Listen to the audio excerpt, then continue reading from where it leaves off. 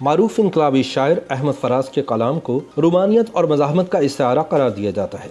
इनकी शायरी में रुमान की अलामतों से लेकर मज़ाहमत के इस्तारों तक, हिजर के मराहिल से वतन परस्ती की फ़िक्री असास तक मानवियत के कई दर वाह होते थे। इन्हें हरूफ और मौज़ूआत की कोई किल्लत न थी। वो अपनी शेरी रिवायत और तासीर में अपनी मिसाल आप थे। अहमद फराज जहाँ रुमानवी शायरी में नौजवान नस्ल में मकबूल थे, वहीं आमिर ज़ियाउल हक़ के दौर इक़्तिदार में मज़ाहमती ख़यालात और शायरी की वजह से अपने मासिर शुअरा में मुनफरिद मकाम रखते थे। अहमद फराज चंद खुशकिस्मत तरीन शुअरा में से एक है जिन्होंने अपनी मकबूलियत ज़िंदगी में ही देख ली। शिबली फराज के वालिद अहमद फराज का असल नाम सैयद अहमद शाह था और वो आगा मोहम्मद शाहबर कोहाटी के यहाँ 14 जनवरी सन 1931 में पैदा हुए। इनके वालिद उर्दू और फ़ारसी के रिवायत पसंद शायर थे, लिहाजा शायरी इन्हें वरसे में मिली।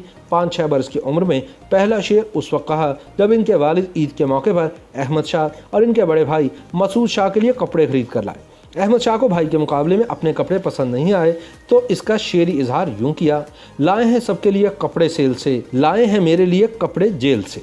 अहमद फराज ने पेशावर के एडवर्ड कॉलेज से MA फ़ारसी और MA उर्दू की आला तालीम हासिल की। वो साहिब किताबियात, मखज़न फ़िक्र फ़न और मंबाए इल्म कमाल थे। इनकी शायरी दौर हाजिर की मुनफरिद आवाज़ थी और अहद नौ के लतीफ़ ज़हनी रद्द अमल का सच्चा नमूना थी। इन्होंने अपना करियर रेडियो पाकिस्तान पेशावर में स्क्रिप्ट राइटर के तौर पर शुरू किया। बाद में वो पेशावर यूनिवर्सिटी में उर्दू के उस्ताद मुकर्रर हुए। सन 1976 में वो अकादमी अदबियात पाकिस्तान के पहले डायरेक्टर जनरल मुकर्रर किए गए। बाद उन्हें नेशनल बुक फाउंडेशन का MD बना दिया गया। अहमद फराज की शायरी में सदियों के तलातुम का शऊर भी है और अहद नापुरसां की तलखियों का इदराक भी। फराज की फ़िक्र रसा लम्हा मौजूद से सुराग पाती है और अनदेखे मनाजिर की रुख कशीद करती है। इनकी गज़लें तगज़्ज़ुल से भरपूर नादिर मज़ामीन और ख़यालात का मुरक्का है। आज भी मेहदी हसन और नूरजहां की आवाज़ में अहमद फराज का तख्लीक करदा कलाम हमारी समातों में रस खोलता है। अहमद फराज के कलाम में रोमानवी रंग गालिब है, ताहम इनकी गज़ल में नौ क्लासिकी रंग नुमाया है। इन्होंने मज़ाहमती शायरी में भी एक मुकाम पैदा किया है। फराज का कुछ कलाम जदीद शायरी के ज़ुमरे में शुमार किया जा सकता है। फैज़ अहमद फैज़ के बरक्स इनकी शायरी मगरबी ज़ुबानों की शायरी की बजाय उर्दू और फ़ारसी की खुशबू से आरास्ता है। इनकी गज़लें सौदा, मीर मुसफ़ी, आतिश और मिर्ज़ा गालिब के असालीब की पाबंद हैं, लेकिन इन्होंने असातिज़ा की पैरवी करते हुए अपना जुदागाना तशख़्ख़ुस भी बरकरार रखा। अहमद फराज को एक अरसे तक कभी नौजवानों का शायर करार दिया जाता रहा और कभी लड़कियों का पसंदीदा। इनकी शायरी पढ़कर अंदाज़ा होता है कि इनकी तमाम उम्र मोहब्बतों में गुजरी है। तन्हा तन्हा से लेकर जाना जाना तक मोहब्बत के टूटते और शुरू होते सिलसिले नज़र आते हैं। वो अपनी रोमान परस्त तबीयत के बारे में कहते हैं, मैं मानता हूँ रोमांस मेरी शख्सियत का एक हिस्सा है और मेरी शायरी में इसका गलबा है, लेकिन ज़्यादा मौज़ूआत हैं कहाँ। क्या आप मुझे मोहब्बत के अलावा कोई मौजू बता सकते हैं?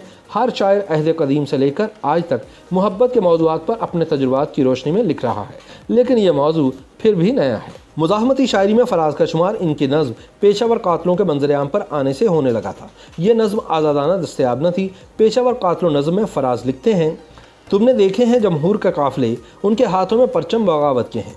बेड़ियों की जमी खून की पिपड़ियाँ कह रही हैं मंजर क़यामत के हैं। कल तुम्हारे लिए प्यार सीनों में था, अब जो शोले हैं वह नफ़रत के हैं। ज़ियाउल हक़ के दौर में फराज की सरकशी और मुज़ाहमत उरूज पर थी। आमरीत के ज़माने में उनकी नज़्म मुहासरा असर हाजिर का तराना बन गई। मज़ाहमती अदब की तारीख़ में ये नज़्म एक इम्तियाज़ी हैसियत की हामिल रहेगी। ज़ियाउल हक़ के दौर में ही इन्होंने खुद साख्ता जिलावतनी इख्तियार की। लंदन की सड़कों पर वतन के गली कूचे याद करते रहे। परवेज़ मुशर्रफ के दौर में मिलने वाले सरकारी एजाज़ हिलाल इम्तियाज़ को भी वापस कर दिया। अहमद फराज ने हक़ बात कहने में कभी पसपाई इख्तियार ना की। इन्हें मिलने वाले दीगर एजाज़ात में आदमजी अदबी इनाम, कमाल फ़न अवार्ड और सितारा इम्तियाज़ शामिल हैं। जामिया कराची ने इन्हें PhD के एजाज़ी सनद भी अता की थी। अहमद फराज के 14 मजमूआ कलाम में तन्हा तन्हा, दर्दाशोब, नायाब, शब खून, मेरे ख्वाब रेज़ा रेज़ा, जाना जाना, बेआवाज़ गली कूचों में, नाबीना शहर में आईना, सब आवाज़ें मेरी हैं और ए इश्क जुनू पेशा शामिल हैं। फराज के कलाम की कुलियात भी शहर सुखन आरास्ता है के उन्वान से शाये की गई है, जिसके 1500 से ज़ायद सफ़ात पर अहमद फराज के एहसासात की कहकशां यकजा है। इसमें कोई शक नहीं कि वो अपनी ज़िंदगी के आखिरी लम्हात तक अजीज़ जहाँ रहे और इस हकीकत का एतराफ़ भी ज़रूरी है कि बर्क़ कोहाटी के इस फर्जंद ने शायरी की दुनिया पर हुक्मरानी की और शोहरत आम समेटी। उनकी शायरी सिर्फ तख्लीक का सरचश्मा ही नहीं, ज़िंदगी का वो बयान भी है जिसके रंग गहरे, दिलकश और भरपूर है, जिनको किसी चेहरे की मुस्कान में देखा जा सकता है या किसी हसीना के मलबूस में, और कहीं उनके हरूफ में दुख का धुआं भी उठता है जिसमें दिल राख हो जाता है। उन्होंने कमाल महारत से अपनी ज़ात के दोनों गोशों को मुतवाज़न रखते हुए ज़िंदगी गुजारी। वो सिर्फ नाम के ही फराज नहीं थे, बल्कि आजमाइशों के कई नशेब तय करके सरफराज हुए। YouTube पर गूगली न्यूज देखने के लिए youtube.com की सर्च बार में गूगली न्यूज टीवी टाइप करें। गूगली न्यूज के पेज पर सुर्ख रंग के सब्सक्रिप्शन वाले बटन पर क्लिक करना ना भूलिए। YouTube पेज पर अपलोड होने वाली वीडियो से बाखबर रहने के लिए बेल आइकन पर क्लिक कीजिए। आपको हर नई वीडियो के बारे में नोटिफिकेशन मौसूल हो जाएगा।